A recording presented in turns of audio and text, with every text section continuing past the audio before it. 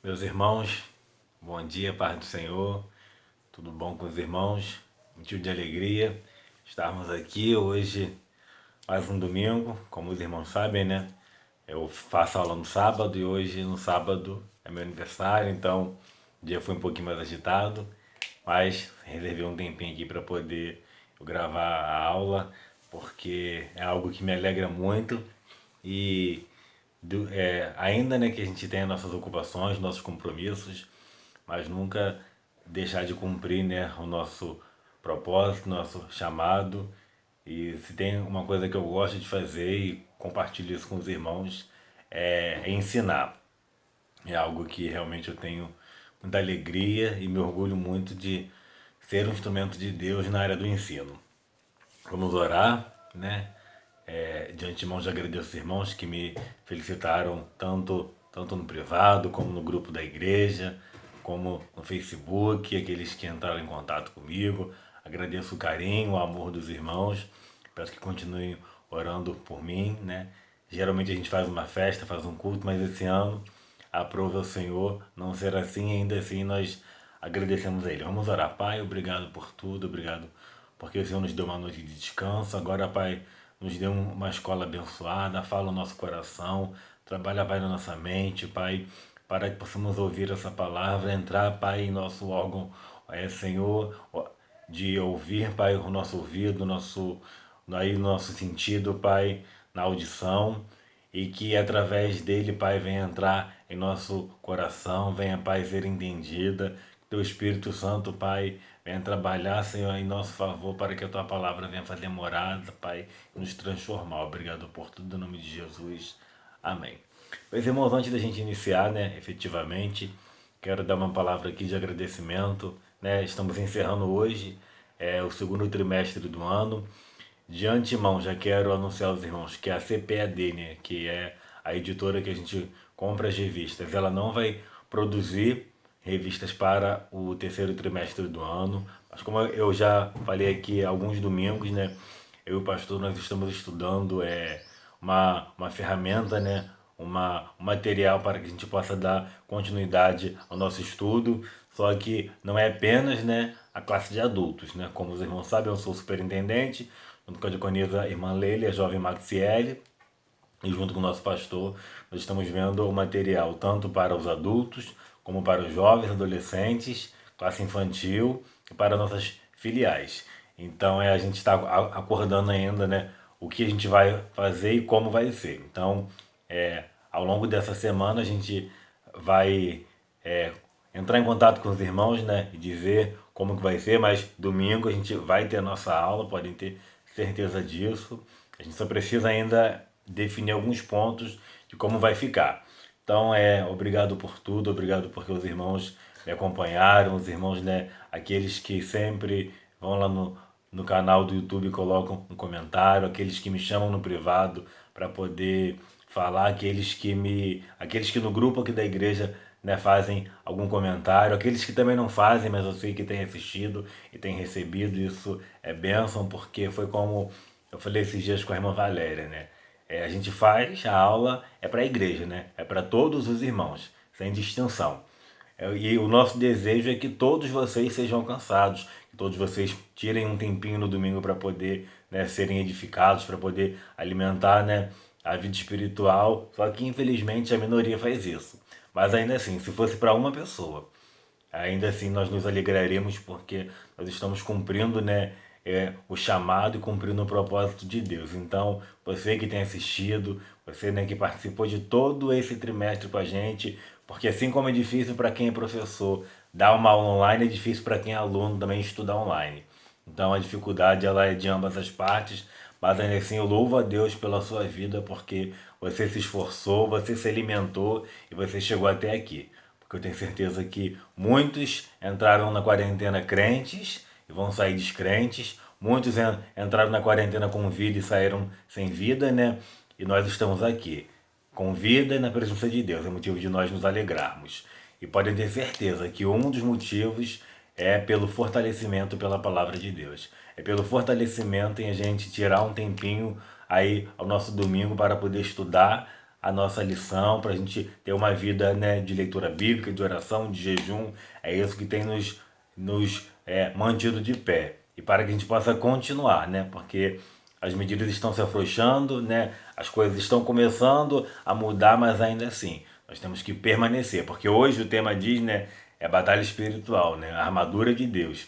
Mas essa batalha ela não vai acabar aqui na Terra, ela só vai acabar ou quando Jesus voltar para um de nós, ou quando a igreja for arrebatada. Então a batalha ainda não acabou.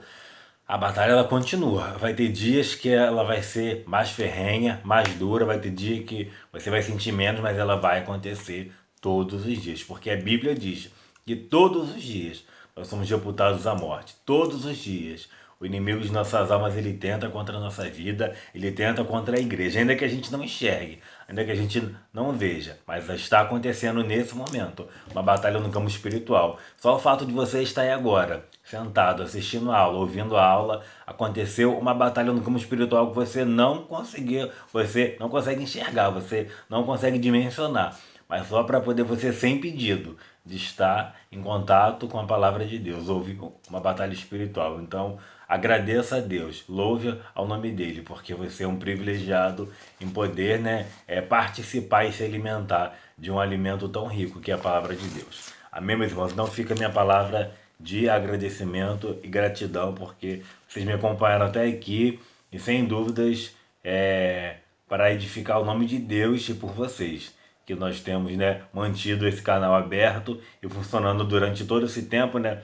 Foram 13 lições no segundo trimestre, as duas últimas do primeiro, então são 15 domingos, né? Que a gente está junto aqui. Mais de 3 meses juntos, estudando, aprendendo e nos alimentando. Vamos lá, que a lição hoje está boa. Eu queria até ter feito 2 vídeos, mas pode ficar cansativo, né, meus irmãos? Eu sei que 2 vídeos acaba ficando um pouquinho confuso. Já aconteceu 1 ou 2 vezes de eu ter problema na hora de fazer a gravação, então eu preferi manter um só e quem sabe a gente faz uma segunda aula fora, né? Só para encerrar esse ciclo aqui da revista, para poder a gente falar mais um pouquinho sobre batalha espiritual, porque é um assunto muito bom para poder falar em um domingo só. Domingo, 28 de junho de 2020, lição número 13. Tema: a batalha espiritual e as armas do crente. Só o textuário já é um material que dá para fazer muita coisa com ele. Então eu separei aqui algumas coisinhas para a gente falar. Está lá em Efésios 6,11, que diz assim: revesti-vos de toda a armadura de Deus, para que possais estar firmes contra as astutas ciladas do diabo. Vamos lá, vamos por parte. Revestir-vos é uma ação, né? Você tem que se revestir, né? Você precisa tomar uma atitude. É revestir-vos. É uma ação, né? Uma ordenança. De toda a armadura. É uma etapa, né? Revestir, você tem que tomar uma atitude de toda a armadura. Você vestir algo, né? Atitude. Você tem que cumprir essa etapa.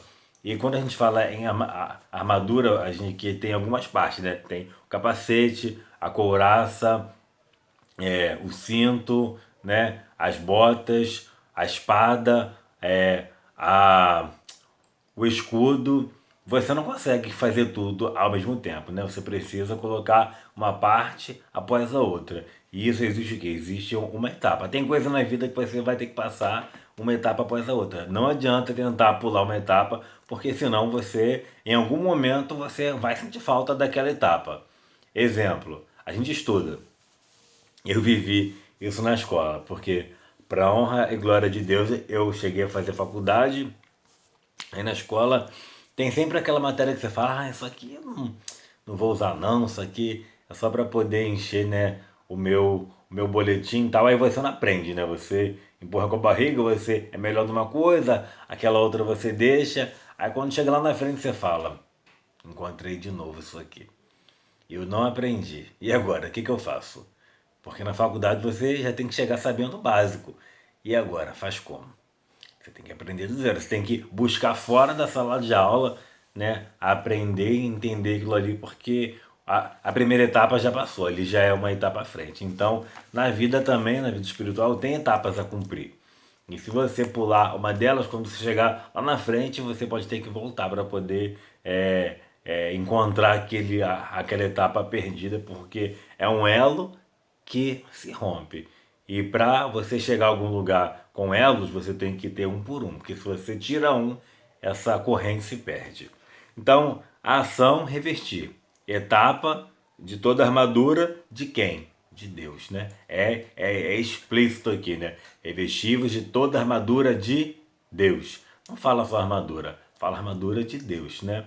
Então, a Bíblia fala que ou a gente serve a Deus ou serve a Mamon. Ou você é quente ou você é frio.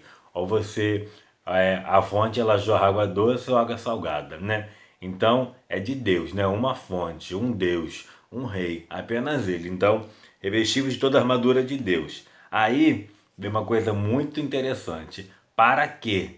Né? Para que é uma condicional, né? Para que é condicional, você está firme contra as astutas ciladas do diabo. Então, a condição para você estar firme contra o diabo é você se revestir de toda a armadura de Deus.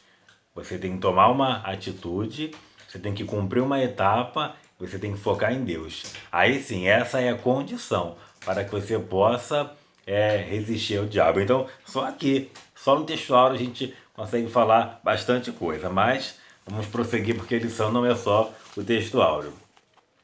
A verdade prática diz assim: o uso da armadura de Deus assegura a vitória do crente no campo de batalha espiritual. Sabe o que eu achei muito interessante aqui, na verdade prática? Às vezes você fala assim, caramba, mas ele falou a vitória, mas nem sempre eu venço. Quem disse que você nem sempre vence? Se Jesus, né, venceu a morte na cruz do Calvário, se Deus já derrotou o diabo, se ele nos faz mais do que vencedores, por que você nem sempre vence? Porque talvez a vitória não é aquilo que você espera. Mas, como eu sempre digo, né, o apóstolo Paulo fala lá em Romanos 12:2, a vontade de Deus ela é boa, perfeita e agradável. Tudo que Deus faz é bom. De repente não aconteceu como você gostaria, como você planejou, mas foi a vitória que Deus tinha para a sua vida. Ó, um exemplo muito claro disso é... Só um minutinho. Perdão, o telefone tocou, tive que interromper. Um exemplo muito claro sobre isso, Sadraque, Mesaque e Abednego. O que eles esperavam? Eles esperavam que Deus, né, livrasse eles da fornalha. Eles não sabiam, né? Eles não conheciam a história deles.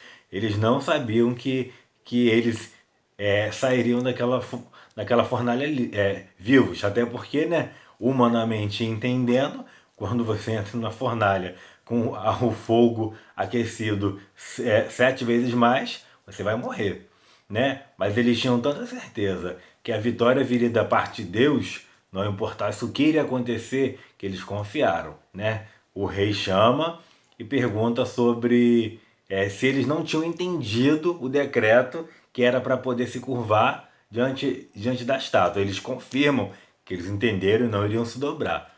Então, naquele momento, eles tinham certeza de que Deus iria dar vitória, não importa o que seria. Aí, eles esperavam a vida, mas ainda que de repente eles morressem, mas que eles fossem para o céu. Aquela seria a vitória da parte de Deus para a vida deles. Talvez você está esperando uma vitória pessoal, uma vitória que você enxerga com seus olhos, mas será que essa é a vitória que Deus tem reservado para a sua vida? Será que essa é a vitória que Deus sonhou, que Deus planejou? Então, é o momento de se perguntar se dentro do seu campo de visão é uma derrota porque não era o que você esperava ou é uma vitória porque é o que Deus tem para a sua vida. E no campo de batalha espiritual, né? Isso aqui é muito importante ressaltar porque essa batalha não é contra a carne nem contra o sangue, né? O próprio apóstolo Paulo fala sobre isso, mas ela é contra os principados, as potestades, né? É tudo no campo espiritual. E como o próprio apóstolo Paulo diz, se Deus é por nós, quem será contra nós, né? Então, não importa o que você está passando, qual batalha você está guerreando, Deus é com você. E como Lucas diz, né? Faltando de Paulo, mas Lucas diz que, porque para Deus nada é impossível. Só que, condicional. não é o que você pede, é o que Deus tem para realizar na sua vida. Não é o que você quer, é o que é melhor de Deus para a sua vida. Vamos prosseguir, ó. Já passaram 15 minutos e eu não entrei nem na introdução. Eu gosto de falar, né? Meu Deus do céu. Hoje tem coisa pra caramba marcada. Eu vou tentar não ler tanto, porque senão a gente vai ficar para trás. Vamos pular logo para a introdução. Ao finalizar a epístola aos Efésios, o apóstolo convoca a igreja para lutar e resistir aos inevitáveis conflitos contra as forças espirituais da maldade. Antes, só um comentário. Eu, Marlos, admito que eu não esperava que a gente fosse ser tão bem servido em 13 lições falando de uma epístola tão pequena. E confesso que fiquei surpreso, porque muito assunto bom, muita coisa que eu enxergava com outros olhos e passei a enxergar de uma forma diferente depois desse trimestre. Então, hoje eu enxergo Efésios de uma outra forma. Foi muito proveitoso para mim, espero que tenha sido também para os irmãos.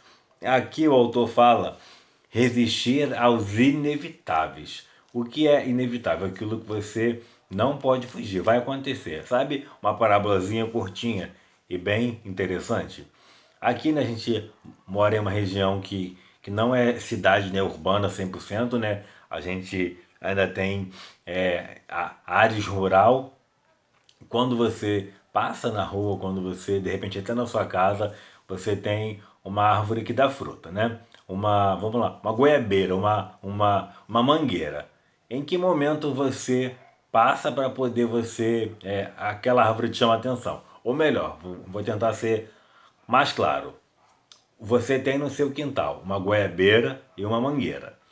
A goiabeira está carregada de goiaba, está cheia de fruta. A mangueira só tem folha, só tem flor, ainda não tem fruto. Em qual das duas árvores você vai subir, ou você vai tacar pedra, você vai tacar você vai com um pedaço de bambu? Qual delas você vai cutucar normalmente? Aquela que tem fruto, né? Seria aqui no caso que eu usei a goiabeira, né? Você iria tirar o fruto da árvore. Qual é a moral da história? O diabo ele nunca vai atacar a árvore que não dá fruto. O diabo ele nunca vai atacar quem não está florescendo, quem não está frutificando. Então, se você frutifica, se você é aquela figueira que frutifica, certamente você vai sofrer represália, você vai ser atacado, você vai ser perseguido.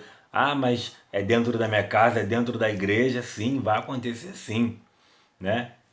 Infelizmente ou felizmente, nós estamos aqui e nós seremos perseguidos, seremos açoitados se o nosso Jesus, né, que é santo, né, varão perfeito, ele se fez maldito para morrer por nós na cruz do Calvário. Ele passou por tudo isso porque nós que somos pecadores não iríamos passar também. Então, e sem contar que o que a gente passa não chega nem ao fio do cabelo do que Jesus passou, do que Estevão passou, que os apóstolos, né? Quantas vezes Paulo naufragou, foi preso, né? Estevão foi apedrejado, João Batista perdeu a cabeça, né? Pedro foi, segundo os teólogos, né, dizem, foi crucificado com a cabeça para baixo. Então é, é muito difícil, né? Mas é inevitável. Só que só é atacado quando faz alguma coisa, quando frutifica. Todos os exemplos que eu usei foram homens que frutificaram dentro da obra de Deus. Aí vocês lembram que a gente falou, eu falei em algumas lições atrás, Galatas 5:22, o fruto do Espírito. Se você não frutificar, você, você não vai ser visto. E se você não é visto, é porque tem alguma coisa errada. Lembra quando Jesus fala lá em João 15 sobre a figueira, né? Aqui é porque a figueira, quando ela não dá fruto, ela é arrancada e ela é lançada no fogo, né? Então, se você não tem frutificado, é porque tem alguma coisa errada. Se você não está frutificando, é porque tem algo que precisa ser corrigido. Talvez um pouquinho de enxerto, né? Um pouquinho de adubo na sua raiz, que é a palavra de Deus. De repente um pouquinho, né, para você se aproximar de um ribeiro de águas, né, para você voltar à vida novamente. Vai ter um momento que você vai ter que passar a poda, vai ter que vir um corte, vai doer, vai sangrar, mas é para o seu crescimento. Então são conflitos, né, necessários e inevitáveis. Então e Paulo nos dá orientação para a gente poder passar, porque é um processo. Vai acontecer e a gente só vai passar, a gente só vai vencer se você tiver, né, revestir de toda a armadura de quem? De Deus. 1. O preparado espiritual do crente para a batalha.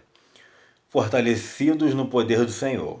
A expressão na forma passiva, fortalecidos no Senhor, indica que não temos poder em nós mesmos.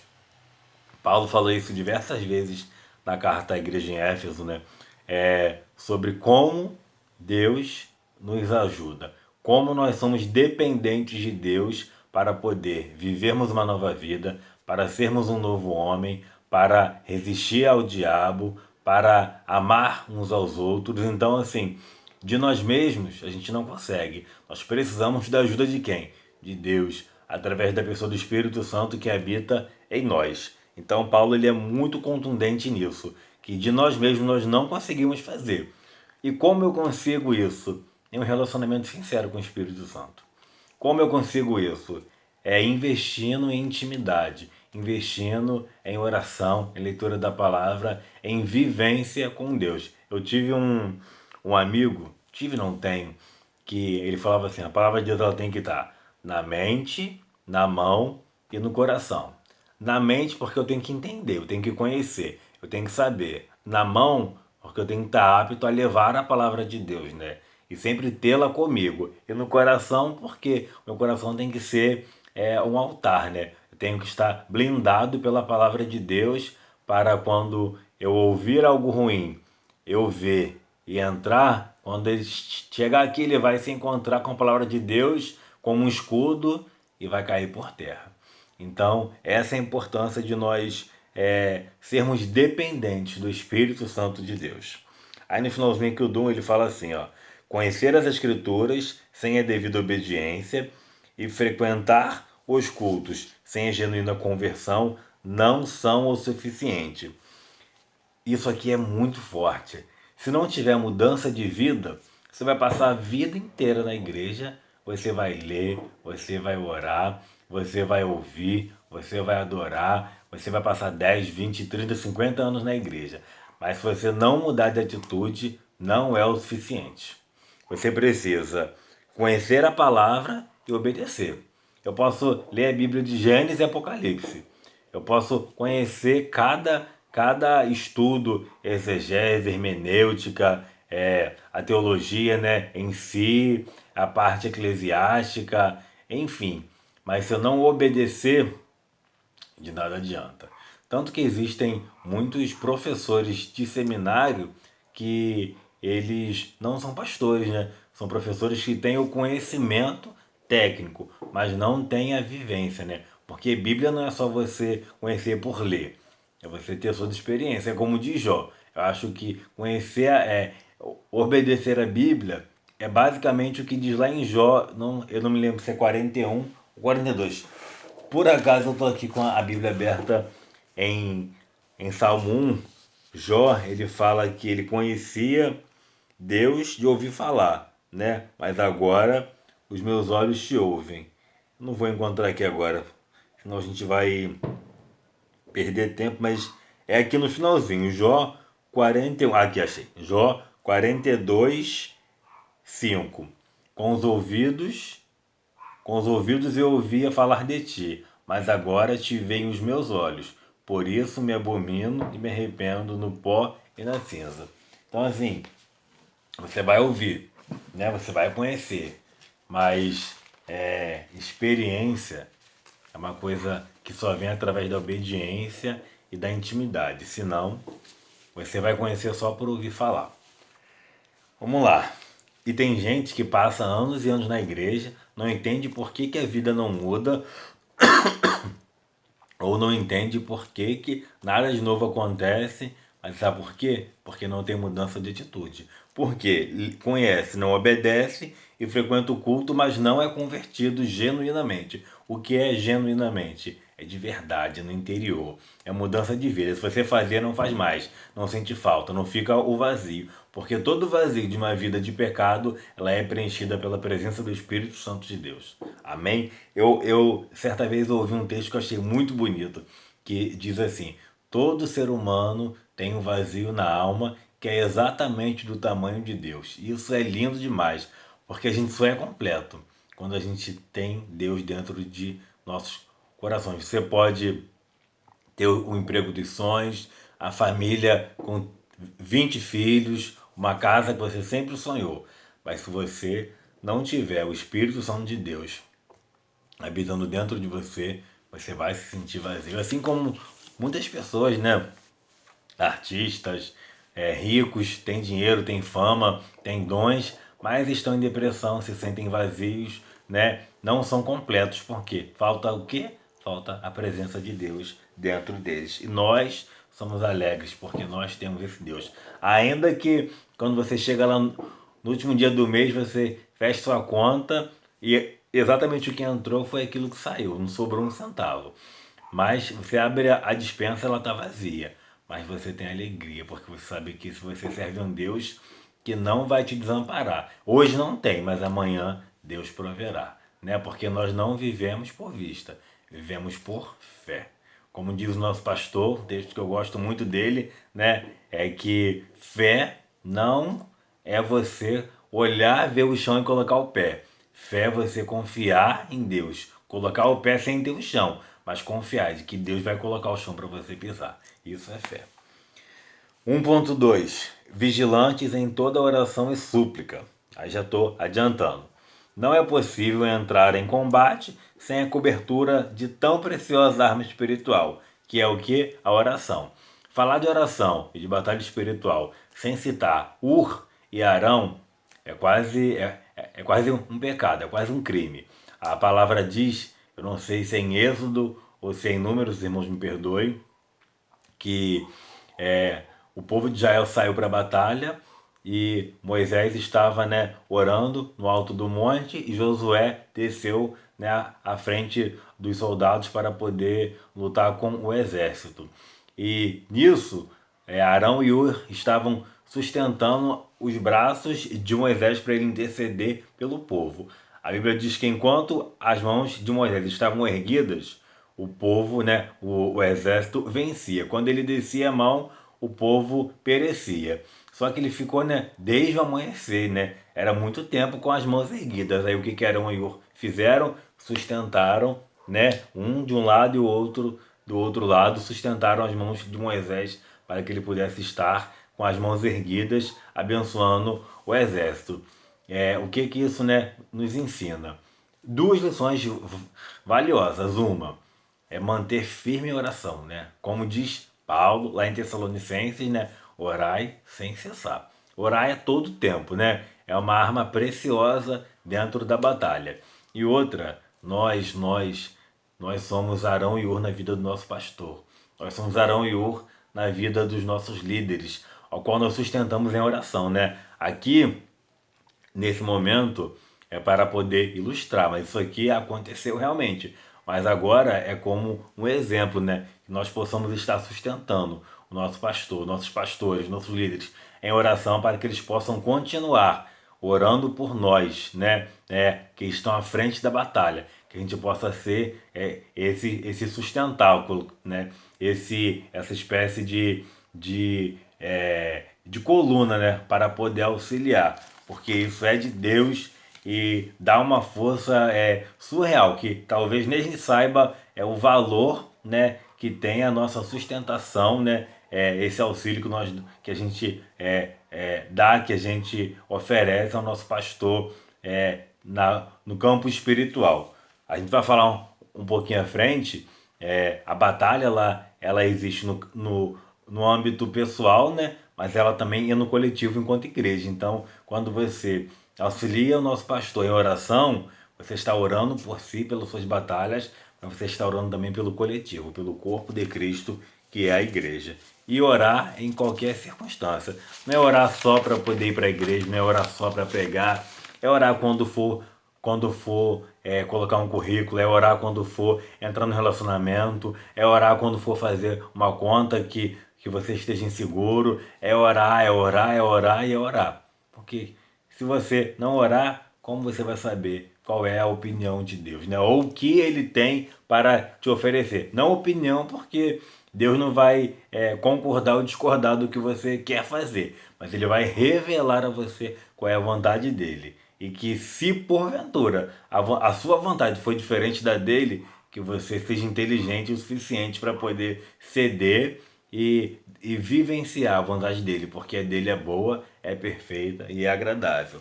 Você não. A gente não consegue enxergar o que vai acontecer amanhã. A gente tão pouco lembra de ontem, sabe de hoje, que dirá o que vai acontecer amanhã. Mas ele não, ele sonhou com a tua vida. Ele te conhece desde o ventre da sua mãe. Ele sabe toda a sua história, então ele sabe o que é melhor para você. Por isso, creia no que ele tem para realizar na sua vida. 2. Conhecendo o campo da batalha espiritual. Aqui eu quero realmente só passar sobre as astutas ciladas do diabo, né? O diabo ele é conhecido como caluniador e acusador. Deixa eu te falar uma coisa. O diabo, ele aqui, né? O próprio autor fala que ele é caluniador e acusador, que é um termo, né? Termo designado para diabolos, né? É uma palavra grega. E o diabo, ele conhece o que você fez, né? Antes de entrar na igreja, você fazia isso, fazia aquilo, tal, tal, tal. Ele sabe o teu pecado, mas, em contrapartida, Deus te conhece pelo seu nome. Não importa o que você fez, não importa quem você foi, mas hoje Deus conhece você pelo seu nome. E é isso que importa. O que importa é o novo de Deus que você vive hoje para a sua vida, não quem você foi ou o que você fez. O que aconteceu, você pediu perdão, se arrependeu, deixou de praticar e agora você vive um novo de Deus. O diabo ele vai te acusar, mas Deus ele vai segurar pela tua mão e falar: meu filho, vem, porque eu estou contigo. E quando você estiver fraco, quando você não estiver aguentando, Deus vai te pegar pelo colo, vai te carregar até que você esteja firme e consiga andar outra vez. E ainda assim você nunca mais estará sozinho, porque hora você vai estar no colo de Deus, ora ele vai estar andando junto com você ao seu lado. Aí, o que são essas astutas ciladas? Aqui o autor ele fala algumas astúcias. Ele confunde a mentira com a verdade, ele corrompe as escrituras, dissimula e induz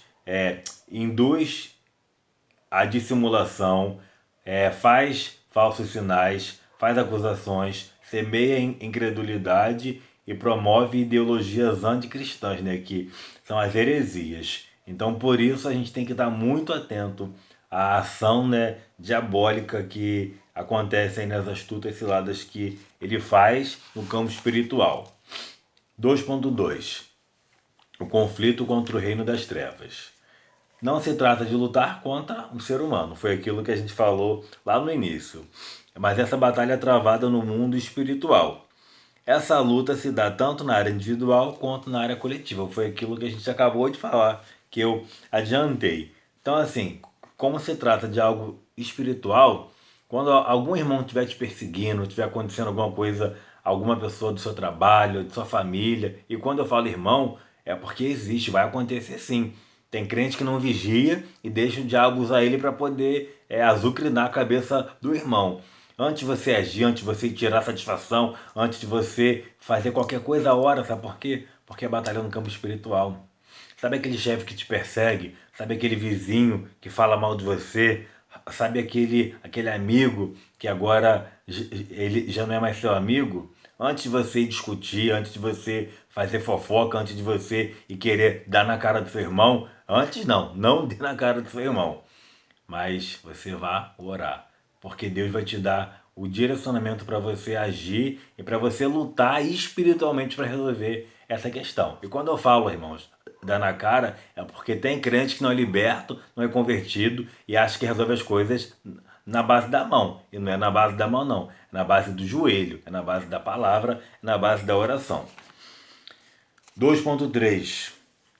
As agências das potestades do ar. Aí aqui, né, o autor ele dá um termo bastante técnico, né? Eles são poderosos, ele fala, né, os títulos principais de potestades indicam poder, primazia e autoridade para agir. Príncipes das trevas são líderes de anjos decaídos que, sob o comando do diabo, exercem domínio.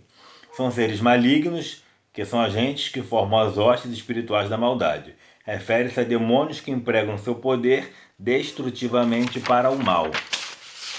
Eles são astutos, são cheios de sutilezas e maquinam a queda da igreja. Apesar desse imenso império do mal, a igreja é exortada a não temer. Somos incentivados a lutar e, sobretudo, a vencer, pois o Senhor da igreja está elevado ao nível acima de todo principado e poder, e potestade e domínio. Eu acho que, resumindo, né, esse tópico, quando você não souber o que fazer, por se tratar de campo espiritual, ore para que Deus te dê uma estratégia. Quando você não souber o que fazer, ore porque certamente Deus irá revelar para você uma estratégia para que você possa agir, né? E mesmo que você saiba o que tem que ser feito, mas você ora porque, como a gente falou no início, sozinho você não vai conseguir fazer nada. Vamos para o 3, que faltam só 9 minutos. As armas espirituais indispensáveis ao crente. Aí vamos para a armadura completa de Deus. Já lá embaixo, depois da referência, ó, na carta, a orientação não é para usar as armas próprias, mas tomar o equipamento dado por Deus, resistir bravamente e marchar contra as potestades do ar. Paulo, quando ele fala esse termo armadura, ele usa o exemplo da armadura romana. Ele olha aquela armadura e ele vai, né, destacando aquilo que a gente fala, né, capacete de salvação, espada da fé, tal, olhando, né, se baseando em uma armadura de soldado romano. Então aqui fala, né, que não são armas próprias, mas o equipamento dado por Deus. É a dependência de Deus que a gente tanto fala. Aí agora vamos às partes, uma por uma. Cingidos os vossos lombos com a verdade. Faz referência à verdade da doutrina de Cristo e à integridade do soldado. Eu só vou falar, né, as referências. Eu vou dizer o que é e qual a referência. Então aqui a gente está falando sobre cingir os lombos com a verdade. Ele faz reverência à verdade da doutrina de Cristo e à integridade de Cristo. Sabe um texto que eu separei para a gente falar sobre essa verdade, né? Essa verdadeira doutrina de Cristo? Salmo 1, né? Salmo 1 diz lá, ó: bem-aventurado o homem que não anda segundo o conselho dos ímpios, nem se detém no caminho dos pecadores, nem se assenta na roda dos escarnecedores. Antes tem o seu prazer na lei do Senhor, e na sua lei medita de dia e de noite. Será como árvore plantada junto a ribeiros de água, que dá o seu fruto na estação própria e cujas folhas não caem, e tudo quanto fizer prosperará. Foi até o versículo 3, Salmo 1, versículos 1, 2 e 3. Por que eu estou lendo isso? Aqui ele fala que cingir, né, o lombo com a verdade é a verdade da doutrina. E quando você vive essa verdade, você vai estar com seus... você vai estar revestido, né? Você vai estar apto, né, com essa etapa da armadura. 2. Couraça da justiça. Faz referência à justiça de Cristo e retidão do soldado no campo de batalha. A justiça de Cristo porque Deus peleja por nós, né? Como eu falei, né, o texto de Paulo anteriormente, peleja por nós, quem será contra nós? Então, quando o autor aqui, né, Paulo, fala couraça da justiça, é porque a justiça de Deus ela não falha, ela não tarda. E ela não falha. Né, diz o ditado humano que tarda, mas não falha. Não tarda, não. Ela chega no momento certo. E ela também não falha, porque Deus ele é justo, né? E tudo que ele faz é bom. 3. Calçados os pés na preparação do Evangelho da Paz. Faz referência à firmeza que o Evangelho proporciona e à prontidão do soldado em testemunhar de Cristo.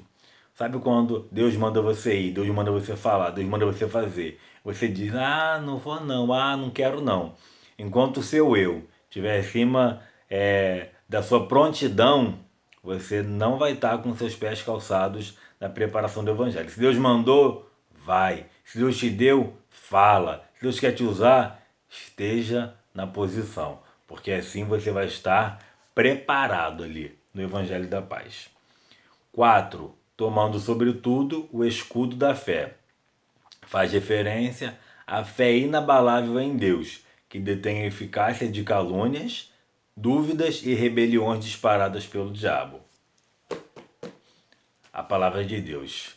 A fé vem pelo ouvir. E ouvir o quê? A palavra de Deus. E sem fé é impossível agradar a Deus. Então, se está faltando fé para poder você solidificar sua confiança em Deus, ó, a receita está aqui, ó. Leitura da palavra de Deus. 5. O capacete da salvação. Faz referência à certeza da salvação que já recebemos em Cristo e a convicção da plena salvação no último dia. Sabe o que deixa o crente em dúvida sobre a salvação? Pecado. Pecado que você acha que ficou para trás, mas você tem um pecado de estimação, né? Tá lá guardadinho no cantinho, tá lá dentro da gaveta, ó. Aí você tira, guarda, tira e guarda. Enquanto você não se livrar dele, você vai ficar em dúvida sobre a sua salvação. E eu vou te contar algo. Não durma sem a tua certeza de salvação, porque você pode não acordar. Não saia sem ela, que você pode não voltar. Não é para colocar medo, é verdade. E a Bíblia é verdade, por isso que a gente aqui fala a verdade. E para fechar, antes da conclusão, a imprescindível arma ofensiva. Finalmente, a espada do Espírito. A única arma disponível, tanto para a defesa quanto para o ataque. O termo grego para ela é machaira, identificada como espada curta. Isso significa que o combate é pessoal. O enfrentamento é diário e acontece corpo a corpo. Ué, como que é corpo a corpo se você falou que era mundo espiritual? Corpo a corpo é porque é muito próximo, né? A espada do Espírito é identificada como sendo a palavra de Deus, inspirada e penetrante. Ela deve ser usada tanto para resistir às ciladas do diabo, quanto para derrubar as fortalezas de Satanás. Então, os irmãos entendem que a palavra de Deus ela é inevitável no que diz respeito ao nosso combate diário, para que a gente possa resistir às ciladas do diabo e derrubar as fortalezas de Satanás. Que fortalezas são essas? As mentiras, as dissensões, as brigas, a falsidade, as heresias, os falsos profetas. E só através da palavra que nós vamos ter sabedoria e força para poder resistir. E fechando, a conclusão diz: a vitória da Igreja de Cristo contra as forças do mal é garantida pela sobreexcelente grandeza do poder de Deus. Os ardis de Satanás não podem ser subestimados, porém, o reino das trevas não deve amedrontar o cristão. A Escritura convoca o salvo a combater e a vencer as potestades do ar, revestidos com a armadura de Deus. Minha avó dizia que conselho, se fosse bom, a gente não dava, vendia. Mas eu vou dar uma orientação, então, aos irmãos, não um conselho, uma orientação. Faça um check-up todos os dias. E se pergunte se você está, segundo ali, ó, Efésios capítulo 6, você está com a armadura de Deus em dia. Você está frutificando. Se você está apto ao combate, à batalha, tanto para você ser útil no reino de Deus, quanto para você resistir às astutas ciladas do diabo. Faça esse check-up diário. Se porventura tiver alguma coisa para corrigir, alguma coisa para você acertar, faça isso. Não espera. Não espera amanhã, não espera depois. Se corrija, se conserte, libere esse perdão, peça perdão, confesse esse pecado, coloque a sua vida de oração em dia, de leitura, de jejum, porque só assim você vai estar firme e apto para guerrear e ser um vencedor em Cristo Jesus. Meus irmãos, muito obrigado mais uma vez.